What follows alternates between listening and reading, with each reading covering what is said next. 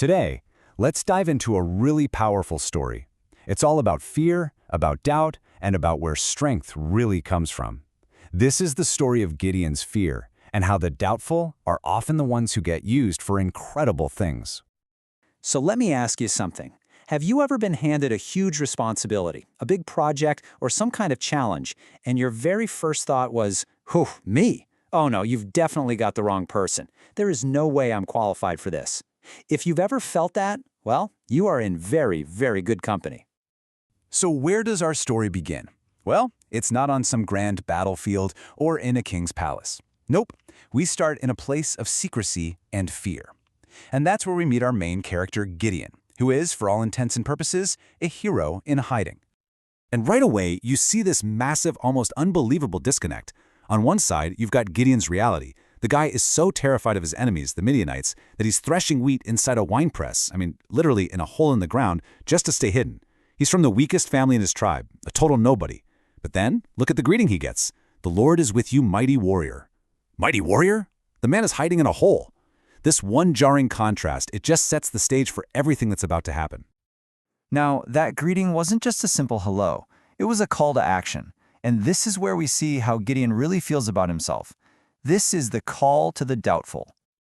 So when he's asked to lead his people, Gideon doesn't exactly puff out his chest. He immediately starts listing all the reasons why he's the absolute worst choice for the job. He argues, my clan is the weakest, and I'm the least important person in my entire family. He just sums it all up with this desperate question: how on earth can I save Israel? And you can tell this isn't false modesty. He genuinely believes he is not enough. And that's the whole point, isn't it? Gideon's story isn't about finding the most qualified, the most confident, the most ready-made hero. It's about choosing someone ordinary, someone absolutely riddled with self-doubt, to show that the power for the task doesn't come from the person, but through them. It kind of suggests that admitting our own limits might be the very first step to finding a strength that's way beyond our own. So if Gideon is going to pull this off, it's not going to be because of his own strength. In fact, what happens next is this systematic process of making him even weaker, at least on paper. It's all about how he is made strong through his weakness. So Gideon actually manages to pull together an army. And a pretty respectable one, too. He starts with 32,000 soldiers. Now, with a number like that, you'd think, okay, we've got a fighting chance here, right? Conventional wisdom says more is always better. But then comes the first test. God tells Gideon, hey, anyone in your army who's scared, just send him home. And just like that, poof, 22,000 men just get up and leave. He's left with only 10,000. His army gets slashed by more than 2/3 in a single moment. But the stripping away process isn't even done yet.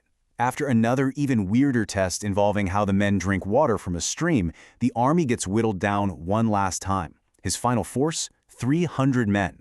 That is less than 1% of his original army, and he's supposed to face an enemy that's described as being as numerous as a plague of locusts. It's insane. So you have to be asking, why do this? Why shrink an army down to a completely impossible size? Well, the whole purpose was to make it absolutely undeniably clear that when the victory came, nobody could say it was because of Gideon's brilliant military strategy or the strength of his men.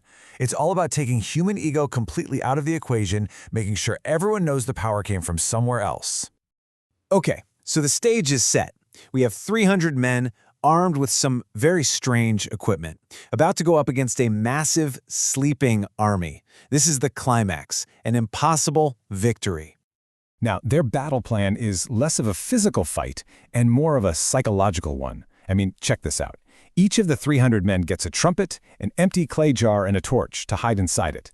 The plan is to surround the enemy camp in the middle of the night, and on Gideon's signal, they all smash their jars, reveal these blazing torches, and blow their trumpets as loud as they can, all while shouting their battle cry. It's a strategy of pure sound and light. And the crazy part? It worked. It worked perfectly. The sudden shattering sound, the blast of 300 trumpets, the blaze of 300 torches appearing out of nowhere from all directions, it made the Midianite army think they were surrounded by a massive force. In the total chaos and confusion, they just panicked and started fighting each other.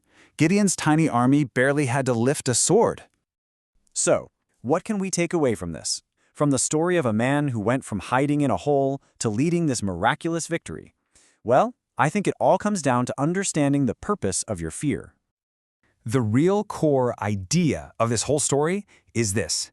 Our feelings of being unqualified, our doubts, our inadequacies, they don't have to be the things that disqualify us. In fact, they can be the very things that empty us of our own false confidence, creating the space we need to rely on a strength that isn't our own.